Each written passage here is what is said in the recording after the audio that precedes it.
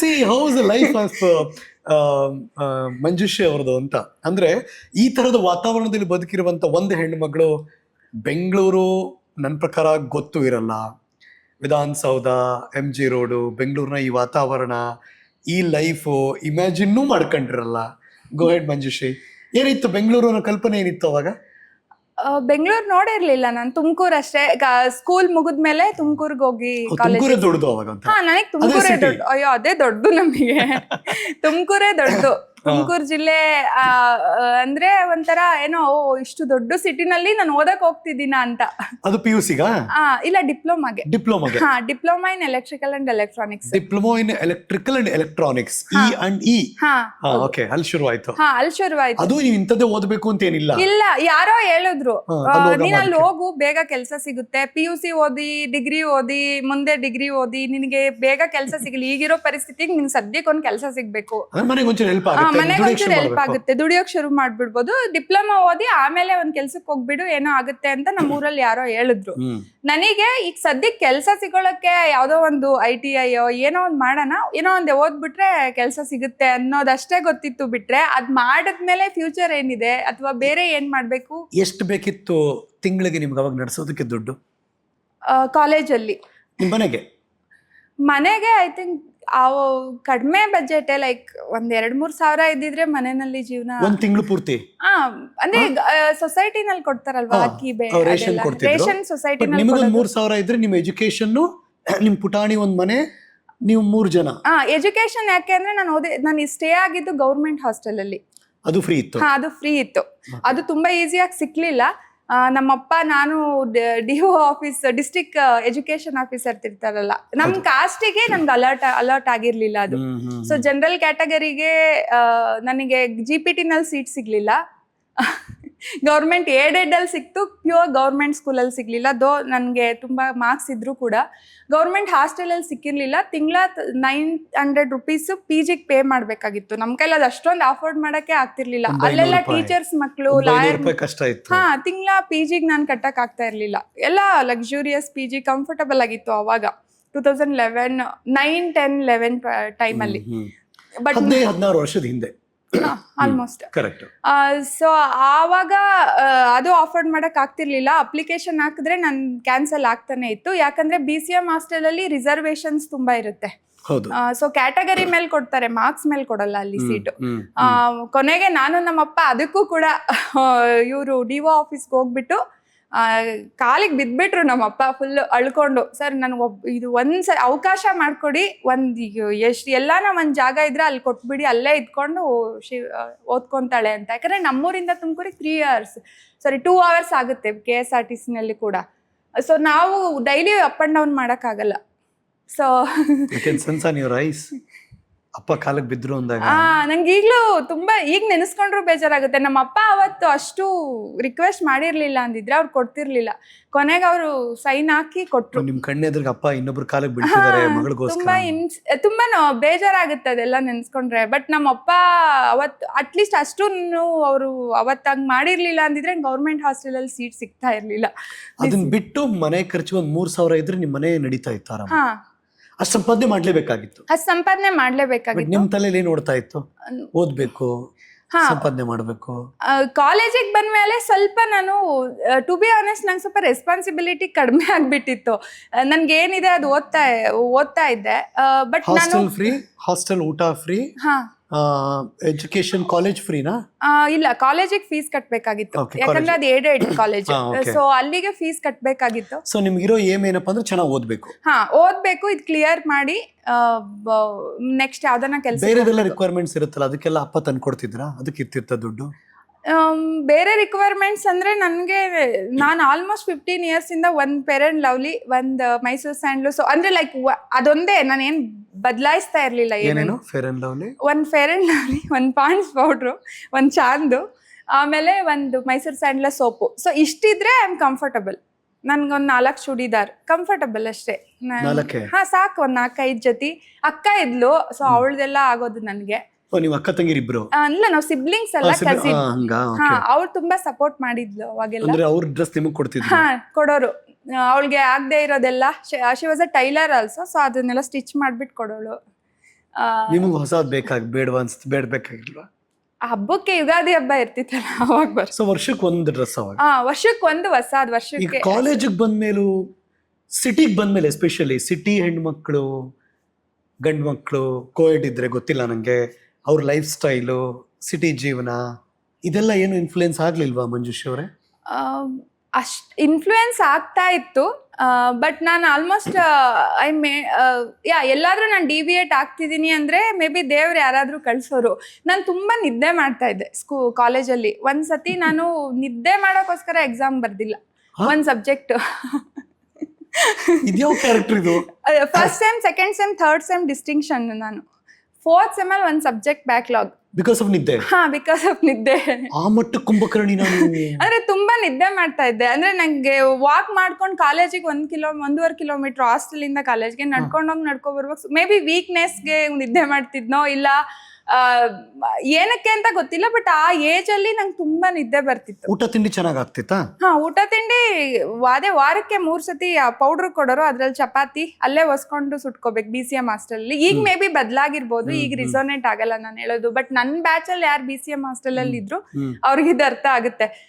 So ಅವಾಗೆಲ್ಲ ಅದೇ ಚಿತ್ರಾನ್ನ, ಒಂದಿನಕ್ಕೆ ಒಂದೊಂದು ತಿಂಡಿ, ಮತ್ತೆ ರಾತ್ರಿ ಒಂದ್ ಮುದ್ದೆ. ಸೊ ನಾವು ಲೈನ್ಗೆ ತಟ್ಟೆ ಹಿಡ್ಕೊಂಡು ನಿಂತ್ಕೋಬೇಕು, ಅವ್ರು ಹಾಕ್ತಾರೆ. ಸೊ ಅದನ್ನ ಚಪಾತಿ ತಿನ್ಬೇಕಂದ್ರೆ ನೀವು 1 ವಾರ ವೇಟ್ ಮಾಡ್ಬೇಕು. ನಿಮಗೆ ಪೌಡ್ರ್ ಕೊಡ್ತಾರೆ, ಅದನ್ನ ಸ್ವಲ್ಪ ನೀವು ವಾಟರ್ ಬಾಟ್ಲಲ್ಲಿ ನೀರ್ ಹಾಕಿ ಕಲ್ಸ್ಬಿಟ್ಟು ಅದನ್ನ ಹೊಸ್ಕೊಂಡು ಕೊಟ್ರೆ ಅವ್ರು ಸುಟ್ಕೊಡ್ತಾರೆ. ಓ ಹಂಗ? ಸೊ ಆತರ. ಬಟ್ ಅವಾಗ ಒಂದು ಇನ್ಸಿಡೆಂಟ್, ಅದು ನಿದ್ದೆ ಮಾಡ್ಬಿಟ್ಟು ಎಕ್ಸಾಮ್ ಆಬ್ಸೆಂಟ್ ಆಗ್ಬಿಟ್ಟು ಒಂದ್ ಸಬ್ಜೆಕ್ಟ್ ಬ್ಯಾಕ್ಲಾಗ್. ಸೊ ಎಲ್ಲಾ ಸೆಮಿಸ್ಟರ್ ಟಾಪರ್ ಹುಡುಗಿ ಒಂದ್ ಸೆಮಿಸ್ಟರ್ ಅಲ್ಲಿ ನಿದ್ದೆಯಿಂದ ಎಕ್ಸಾಮ್ ಬರ್ದಿಲ್ಲ, ಬ್ಯಾಕ್ಲಾಗ್. ಬ್ಯಾಕ್ಲಾಗ್. ಆ ಬ್ಯಾಕ್ಲಾಗ್ ನ 5th ಸೆಮ್ ಅಲ್ಲಿ ರಿಕವರಿ ಮಾಡ್ಕೊಂಡೆ ನಾನು. ಬಟ್ ಆ ಇನ್ಫ್ಲೂಯೆನ್ಸ್ ಆಗಕ್ ಸ್ಟಾರ್ಟ್ ಆಗಿತ್ತು. ಲೈಕ್ ಬಿಡು ಪಾಸ್ ಆಗುತ್ತೆ, ನಡೆಯುತ್ತೆ ಅಂತ. ಒಂದು 5th 6th ಸೆಮ್ ಅಲ್ಲಿ ಆ ಡಿವಿಯೇಷನ್ಸ್. ಕಾಲೇಜ್ ಓಕೆ, ಇವತ್ತು ಸಿದ್ಧಗಂಗಾ ಬೆಟ್ಟಕ್ಕೆ ಹೋಗೋಣ, ನಾಳೆ ಮಂದರಗಿರಿಗೆ ಹೋಗೋಣ ಫ್ರೆಂಡ್ಸ್ ಜೊತೆ. ಸೊ ಆಮೇಲೆ ಯಾರೋ ಒಬ್ರು ಹಿಂಗೆ ನಮ್ಮೂರ್ ಕಡೆಯವರು ಆಕ್ಸಿಡೆಂಟ್ ಆಗಿ ನನಗೆ ಊರಲ್ಲಿ ಸಿಕ್ಕಿದ್ರು, ಬಸ್ ಸ್ಟ್ಯಾಂಡ್ ಅಲ್ಲಿ ಸಿಕ್ಕಿದ್ರು. ಅವ್ರು ಹೇಳಿದ್ರು, ಕಾಲೇಜ್ ಅವರ್ಸ್ ಅಲ್ಲಿ ನಾನು ಆಚೆ ಇದ್ದೆ. ಸೊ ಅವಾಗ ಸಿಕ್ಕಿ ಹೇಳಿದ್ರು, ನೀನು ನಿದ್ದೆ ಮಾಡೋದಾದ್ರೆ ಊರಲ್ಲೇ ಇರ್ಬೋದಾಗಿತ್ತು, ನಿದ್ದೆ ಮಾಡೋಕ್ ತುಮಕೂರ್ವರೆಗೂ ಬರ್ಬೇಕಾಗಿರ್ಲಿಲ್ಲ ಅಂತ ಅಂದ್ರು. ಆಮೇಲೆ ಇದು ಕಾಲೇಜ್ ಅವರ್ಸು, ಈ ಕಾಲೇಜ್ ಅವರ್ಸ್ ಅಲ್ಲಿ ನೀನು ತುಮಕೂರು ಬಸ್ ಸ್ಟ್ಯಾಂಡ್ ಹತ್ರ ಏನ್ ಮಾಡ್ತಾ ಇದ್ಯಾ, ಈ ಟೈಮಲ್ಲಿ ನೀನ್ ಕಾಲೇಜಲ್ಲಿ ಇರ್ಬೇಕಾಗಿತ್ತು. ಸೊ ಅಂತ ಅಂದ್ರೆ ಆ ಕ್ಷಣಕ್ಕೆ ಅವ್ರು ಹೇಳ್ದಾಗ ನನ್ಗೆ ಹೌದಲ್ವಾ, ನಾನು ಏನ್ ಮಾಡ್ತೀನಿ, ನಾನು ಏನ್ ಬಿಕಾಸ್ ನಿಮ್ಗೆ ಅದ್ ಮರ್ತೋಗುತ್ತೆ ಒಂದೊಂದ್ಸತಿ. May be because of environment or ನಿಮ್ ಸುತ್ತ ಇರೋ ಜನ. How do you balance? ಅಂದ್ರೆ ಈಗ ತುಮಕೂರು ಸಿಟಿ ಹೆಣ್ಮಕ್ಳು ಲೈಫ್ ಸ್ಟೈಲ್ ಬೇರೆ, ನೀವ್ ಹೆಂಗ್ ಬ್ಯಾಲೆನ್ಸ್ ಮಾಡ್ತಿದ್ರಿ? ತುಮಕೂರು ಒಂದು it's a very beautiful education district actually. ಅಲ್ಲಿ ಆಲ್ಮೋಸ್ಟ್ ಬರೋರು ನಮ್ ತರನೇ ಇರ್ತಾರೆ. ಬಟ್ ಇನ್ ಕೇಸ್ ಏನಾದ್ರು ಅಲ್ಲಿ ಲೋಕಲ್ಸ್ ಅಥವಾ ಅಫಿಷಿಯಲ್ಸ್ ಮನೆ ಕಡೆಯಿಂದ ಫ್ಯಾಮಿಲಿ ಬಂದಿರೋ ಹುಡುಗಿರೆಲ್ಲ ಸ್ವಲ್ಪ ಡಿಫ್ರೆಂಟ್ ಸ್ಟ್ಯಾಂಡರ್ಡ್ಸ್ ಇರುತ್ತೆ. ಸೊ ಅವಾಗ ನಾನು ನನ್ನ ಸರ್ಕಲ್ಗೆ ನನಗೆ ಮ್ಯಾಚ್ ಆಗೋ ಅಂತವ್ರ ಜೊತೆನೆ ಸುತ್ತಮುತ್ತ ಇರ್ತಿದ್ದೆ. ಮತ್ತೆ ನಾರ್ತ್ ಇಂಡಿಯನ್ಸ್ ತುಂಬಾ ಇರ್ತಾರೆ ತುಮಕೂರಲ್ಲಿ. ರಿಚ್ ಕಿಡ್ಸ್ ಆರಾಮಾಗಿರ್ತಾರಲ್ಲ, ನೋಡಿದಾಗೆಲ್ಲ ಏನ್ ಅನಿಸ್ತಿತ್ತು ಅವಾಗೆಲ್ಲ? ನೋಡಿದಾಗ ಅನ್ನಿಸ್ತಾ ಇತ್ತು, ಈ ತರ ಬೇಸಿಕಲಿ ಅವರ ತಂದೆ ತಾಯಿ ಅಥವಾ ಫ್ಯಾಮಿಲಿ ಕೊಟ್ಟಿರೋ ಕಂಫರ್ಟಬಲ್ ಲೈಫ್ ಅದು. ಸೊ ನನಗೆ ಆ ಥರ ಇರಬೇಕು, ಆ ಥರ ಆಗ್ಬೇಕಂತ ಏನು ಅಷ್ಟು ಅನ್ನಿಸ್ತಾ ಇರಲಿಲ್ಲ. ಬಟ್ ನಾನು ಏನು ಮಾಡ್ತಾ ಇದ್ದೀನಿ ಅದರಲ್ಲಿ ಕಂಫರ್ಟಬಲ್ ಆಗಿದ್ರೆ 4 ಜೊತೆ ಚೂಡಿದಾರು. ಸೊ ತಿಂಗಳಿಗೆ ವಾರದಲ್ಲಿ 7 ದಿನ ಅಂದ್ರೆ ನೀವು ಪ್ರತಿ ವಾರದಲ್ಲಿ ರಿಪೀಟ್ ಆಗ್ಲೇಬೇಕು ನಿಮ್ ಡ್ರೆಸ್. ಚಾನ್ಸ್ ಇಲ್ಲ ಇಲ್ಲಿ ಹೋದ್ರೆ. ಸೊ ವಾಶ್ ಮಾಡ್ಬೇಕು, ರಿಪೀಟ್ ಆಗ್ಲೇಬೇಕು. ಎಲ್ಲೂ ಅದೇನು ಕಾಡಿರ್ಲಿಲ್ವಾ? ಅಂದ್ರೆ ಈ ತರ ನನ್ನ ಲೈಫ್ ಅಂತ ಎಲ್ಲೂ ಅನ್ಸಿರ್ಲಿಲ್ವಾ ಆ ತರ? ನಮ್ದೊಂದು ಟ್ರಂಕ್ ಇತ್ತು ನನ್ನ ಹತ್ರ. ಟ್ರಂಕ್ ಹಾಸ್ಟೆಲ್ ಟ್ರಂಕ್ ಅಷ್ಟೇ. ಆ ಟ್ರಂಕ್ ಅಲ್ಲಿ ಇರೋದೇ ನನ್ನ ಕಂಪ್ಲೀಟ್ ಹಸ್ತಿ. ಆ ಟ್ರಂಕ್ ಈಗ್ಲೂ ಇದೆ ನನ್ನ ಹತ್ರ. ಗುಡ್.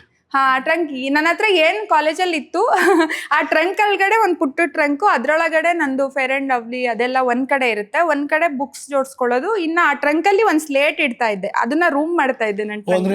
ಡಿವೈಡರ್. ಹೌದು, ಡಿವೈಡರ್.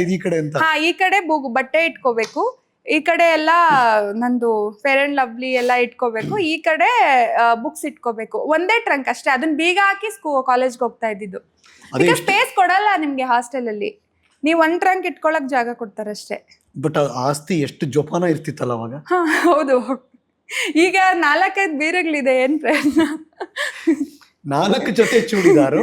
ಇವತ್ತು ಇಂಟರ್ವ್ಯೂ ಇದ್ದಾಗ ಮನೆಯಿಂದ ಏನ್ ಹಾಕೊಂಡ್ ಬರ್ಬೇಕು ಅಂತ ಅದೊಂದು ಬ್ಲೇಸರ್ ಹಾಕಿ ಒಂದು ಆಪ್ಷನ್ ಕೂಡ ತಂದಿದ್ದೀನಿ ನಾನು. ನೋಡಿ, ಬ್ಲೇಸರ್ ಹಾಕಿ ಚೆಕ್ ಮಾಡ್ಕೋತಾರೆ. ಅಂದ್ರೆ 15-16 ವರ್ಷದಲ್ಲಿ ಒಂದು ರಿಮೋಟ್ ಕಡು ಗ್ರಾಮದ ಕಡು ಬಡತನದ ಒಂದು ಹೆಣ್ಣುಮಗಳು ಬೆಳೆದಿದ್ದ ಬಗ್ಗೆ ಇದೆಯಲ್ಲ, ನಮ್ಮವರಲ್ಲಿ ಒಬ್ಬರಾಗಿ ಅದು ತುಂಬಾ ಸ್ಪೆಷಾಲಿಟಿ. ಬರ್ತೀನಿ, ಆ ಹೊರಡುವಿಕೆಗೆ ಬರ್ತೀನಿ, ನಾನು ಅವ್ರ ಲೈಫ್ ಮುಂದುವರಿಸ್ತೀನಿ. ಓಕೆ, ಸೊ ಡಿಪ್ಲೊಮಾ ಓದ್ತಾ ಇದ್ರಿ, ಡಿಪ್ಲೊಮಾ ಮುಗೀತು.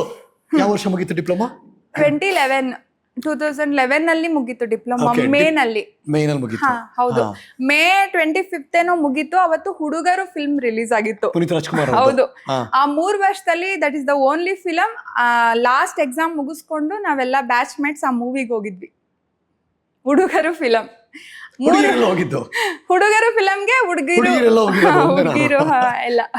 Appu favourite ಹೀರೋನಾ?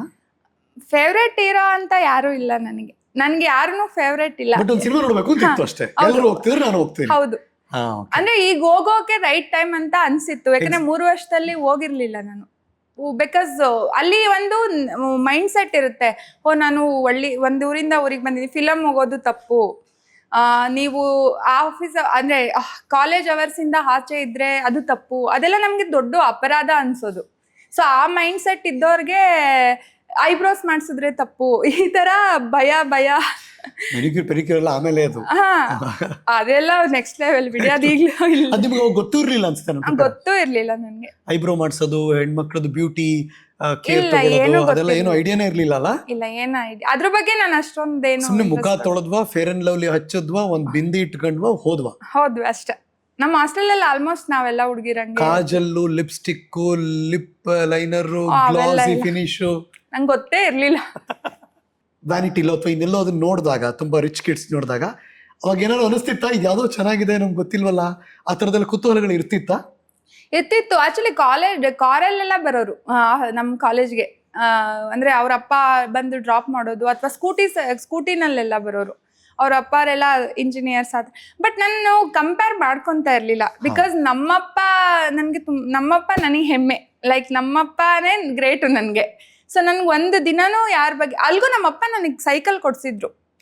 Miss India gold ಅಂತ ಅವಾಗ ಸೈಕಲ್ ಬರೋದು. ನನಗೆ ಕೊಡ್ಸಿದ್ರು ಸೈಕಲ್ 3500 ಅನ್ಸುತ್ತೆ. ಸೈಕಲ್ ಕೊಡ್ಸಿದ್ರು, ಮೊಬೈಲು ಕೊಡ್ಸಿದ್ರು, ನನಗೂ ಕೊಡ್ಸಿದ್ರು. ನಾನು ಕೂಡ ಸ್ವಲ್ಪ ಎಲ್ಲ ಇಟ್ಕೊಂಡಿದ್ದೆ. ಆದ್ರೆ ಅದೆಲ್ಲ ಸಾಲ ಮಾಡಿ ಕೊಡ್ಸಿದ್ದವ್ರು. ನನಗೆ ಗೊತ್ತೇ ಇರ್ಲಿಲ್ಲ.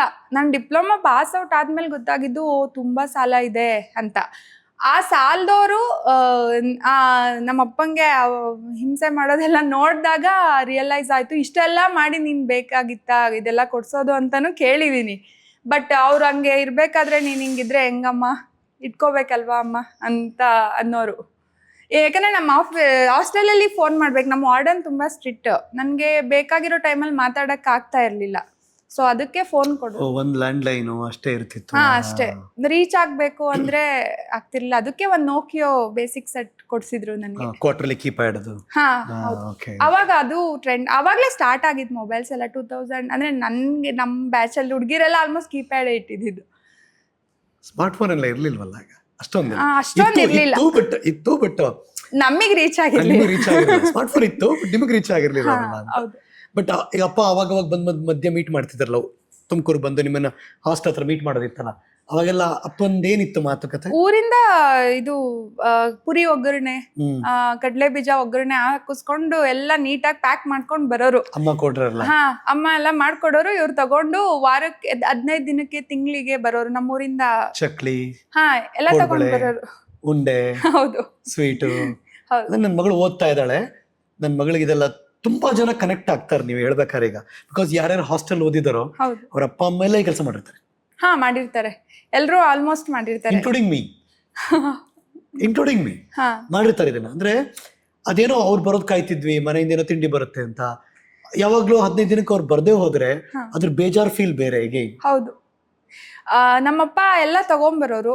ಹಾಸ್ಟೆಲಲ್ಲಿ 6 o'clock ಲಾಸ್ಟ್. ತಂದೆನ್ ಕೂಡ ಮೀಟ್ ಮಾಡಕ್ ಬಿಡ್ತಾ ಇರ್ಲಿಲ್ಲ 6 o'clock ಆದ್ಮೇಲೆ. ಇನ್ನು ಆಚೆ ಹೆಜ್ಜೆ ಇಡೋಕ್ಕೂ ಬಿಡ್ತಾ ಇರಲಿಲ್ಲ. ಅಷ್ಟೊಳಗಡೆ ಬರೋರು. ನಾನು ಕಾಲೇಜಿಂದ ಬಂದು ಎಲ್ಲ ಇಸ್ಕೊಂಡು ಆಮೇಲೆ ಇಬ್ರು ಆಚೆ ಹೋಗಿ ಟೀ ಕಾಫಿ ಕುಡ್ದು ಬರ್ತಾ ಇದ್ವಿ. ನಮ್ಮಪ್ಪ ಲಾಸ್ಟ್ ಬಸ್ ಹತ್ತೋವರೆಗೂ ತಿರ್ಗಿ ನೋಡೋರು. ಆ ಕಾರ್ನರ್ ಇದೆ, ಒಂದು ಉಪ್ಪಾರಳ್ಳಿ ಸರ್ಕಲ್ ಇದೆ, ನಮ್ಮ ಹಾಸ್ಟೆಲಿಂದ ಆ ಕಾರ್ನಲ್ಲಿ ರೈಟ್ ತಿರ್ಕೊಳ್ಳೋಕೆ ಒಂದು 200 ಮೀಟರ್ಸ್ ನಡ್ಕೊಂಡು ಹೋಗ್ಬೇಕು. ಸೊ ಅಲ್ಲಿವರೆಗೂ ನಾನು ಅವ್ರು ನೋಡೋದು, ಅವ್ರು ನನ್ನ ನೋಡೋದು, ಹೋಗೋದು. ಮತ್ತೆ ನಾನು ಊರಿಗೆ ಹೋದಾಗ ನನ್ನ ಲಗೇಜ್ ಎಲ್ಲ ತೊಗೊಂಡು ಹೋಗ್ಬಿಡ್ತಾ ಇದ್ದೆ. ನಮ್ಮಮ್ಮ ಬಟ್ಟೆ ವಾಶ್ ಮಾಡಿ ಮತ್ತೆ ನಮ್ಮಪ್ಪ ಐರನ್ ಮಾಡಿ ನೀಟಾಗಿ ಇಡೋರು. ನನ್ನಷ್ಟು ಲಕ್ಸುರಿಯಾಗಿ ಯಾವ ರಿಚ್ ಕಿಡ್ಡು ಸಾಕಿರಲ್ಲ ಅನ್ಸುತ್ತೆ. Good, like this attitude. ಹಾ, ಬಿಕಾಸ್ ಈಗ ನಮ್ಮೂರಲ್ಲೂ ಅಂದ್ರೆ ನಾನು ನೋಡಿದ್ದೀನಿ, ನೀವು ತುಂಬಾ ರಿಚ್ ಕಿಡ್ ಅವ್ರ ಅಪ್ಪ ಮಗಳಿಗೆ ಐರನ್ ಮಾಡ್ಕೊಡಕ್ ಟೈಮ್ ಇರುತ್ತಾ?